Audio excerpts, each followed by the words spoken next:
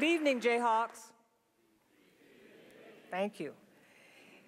It's my pleasure to join you for the 145th time the university community has come together to celebrate the beginning of a school year.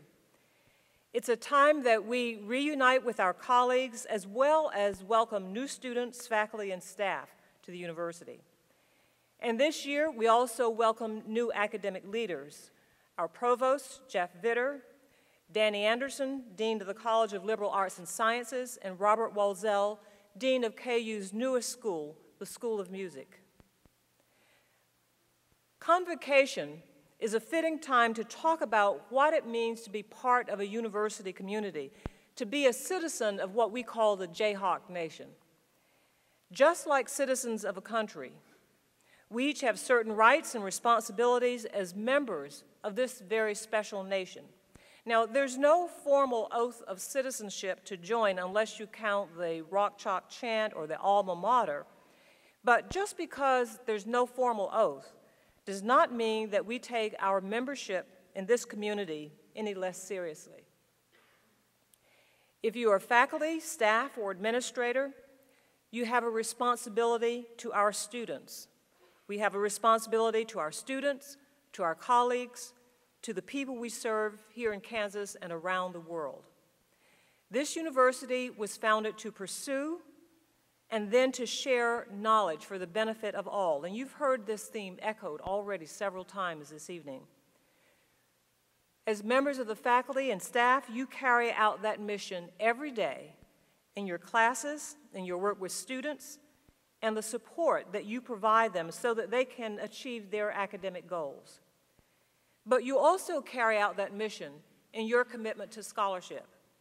Your dedication to the research and creative work that informs and inspires is at the heart of our mission because it enables our students to learn from individuals who are actively engaged in the pursuit of knowledge. That is what makes a research university special. Again, a message that you have heard. And that is what attracts so many students to KU. While our research and creative endeavors are already well known for their ability to attract graduate students, your excellence in these areas also brings undergraduates to KU. Our undergraduates come here because they want an opportunity to pursue the best with intellectual rigor. They want to have the opportunity for experiences such as participating in the undergraduate research symposium or perhaps submitting a paper with a faculty member to a scholarly journal. And as a result, your commitment as faculty and staff to scholarship is also a commitment to our students. Our work as scholars and our work as teachers are two sides of the same coin, and they both enrich the academic life of our university. Now, we should not be mistaken in thinking that a commitment to students is made only by faculty and staff who work in academic areas. It's one that is shared by every employee of KU. Let me give you an example. How many of the new students here were unsure of coming to KU until you came to visit the campus? Anybody out there? Okay, so quite a few. Quite a few of you were convinced that this was the right place for you by your visit to this campus. I've heard from many students and alumni that seeing the campus is what sealed the deal for them, ensuring that they would be citizens of the Jayhawk Nation and not join some other group that's been referred to as a group that likes purple or things like that. They've told me that the beauty of the campus showed them how much people care about our university, and that made them want to be a part of our community. And as a result, with every flower planted and every building constructed, the men and women in facilities operations and design and construction management are playing an active and important role in the recruitment and retention of our students. Not to mention that they make it possible for us to teach classes and to conduct research. This is just one of the many ways in which faculty and staff throughout the university are important to the goals that we have as an academic institution. There are many more ways to demonstrate how the work of every faculty and staff contributes to our mission. To the faculty and staff, I want to thank you for your dedication to this university and, more importantly, for your dedication to our students. Now, as fellow citizens of the Jayhawk Nation, the students here tonight also have certain responsibilities, and I'm speaking both to our returning students and to the students who will begin their first college classes tomorrow. Now, of course, your primary mission, your primary responsibility is to be successful in your classes. That will require more than just going to class. I'm sure that everyone has been telling you that college is different from high school, and that's because that's true. It is different. There are many, many wonderful distractions here. This is a great university in one of the best college towns in the country. Now, you don't have to take my word for that. Even the national rankings say this is one of the best college towns in the country. You could spend every night doing something fun and different here on campus or in Lawrence, and some of those things you would even be willing to have your parents know about. But even though you could do something every night, that doesn't mean that you should. I say that because those of you who are going to be successful will be the ones who are best able to set aside some of the distractions of college life. Your predecessors have not always been able to do that. There are far too many people who were here last year, sitting where you are now, but who are no longer at KU. So you can spend a semester or maybe even a year having a whole lot of fun, or you can spend 4 years having plenty of fun and getting the degree that you came here for. Now, in addition to the responsibility you have to yourselves to succeed and earn your degrees, as citizens of the Jayhawk Nation, you also have a responsibility to each other. There is a saying often misattributed to the 18th century Irish philosopher Edmund Burke. We can't prove that he really said this, but people say he did. And the quote is, "The only thing necessary for the triumph of evil is for good men to do nothing."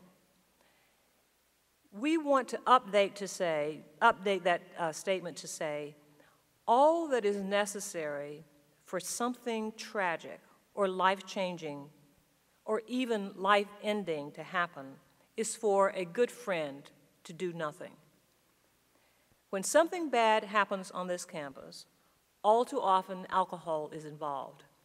And all too often, the tragedies that ensue, the accidents, the assaults, even the deaths, could have been avoided if a friend, a buddy, had stepped forward to help. Of course, it's not just situations involving alcohol. It could be a friend having trouble making adjustment to college, one who's suffering from depression, or one who is falling behind academically. As a citizen of the Jayhawk Nation and as a friend, I hope that you will take action to help your fellow Jayhawks if they are in trouble. Jayhawks look out for each other. One final responsibility you have as citizens of the Jayhawk Nation is to get involved. Again, you've heard this already. What will you do, and this is the challenge I issue to you, what will you do to make KU a better place because you have been here? That's what we're asking of you, that you have experiences that you need to prepare for your future, to become a better person, and that in the process, you make KU a better place. Use your opportunities here to make your own original contribution to our world. Conduct research as you discover knowledge and solve problems. Express yourself in writing or create original artworks. Design, compose, perform, or compete. In your own way, you will each contribute to the life of our university and to our world. Oftentimes, that will be through some of the hundreds of student groups and activities on campus, Whatever the approach, I encourage you to find a way to personalize and maximize your time at KU. And by maximize, I don't mean spend 7 years instead of 4. I am truly excited for you, and this evening when I came in and saw you sitting here, I was just really filled with happiness and joy to see you and to think about the experiences that await you. I am excited about the opportunities that you will have because I had the opportunity over the past year to see just how vibrant this community is.